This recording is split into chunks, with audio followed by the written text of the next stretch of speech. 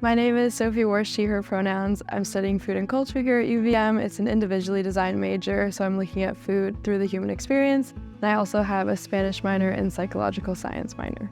I'm working with Dr. Teresa Mars in the anthropology department, and I'm looking at the first meal had upon release from incarceration and comparing that to previous literature done on last meals on death row. I was really interested in what food means to people and the symbolism behind food.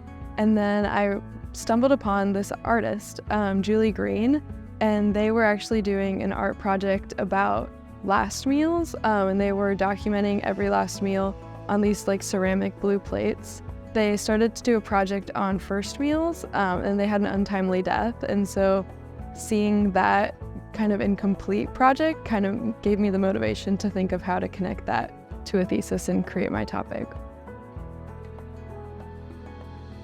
I think that people often overlook what food means to people on an individual basis when looking at the food system. What food means to us affects the choices that we make about food. So I started doing undergraduate research this summer because I really wanted to push more on myself with my education, with my individually designed major, and having a passion like that and outside of the normal school hours work made me want to learn more.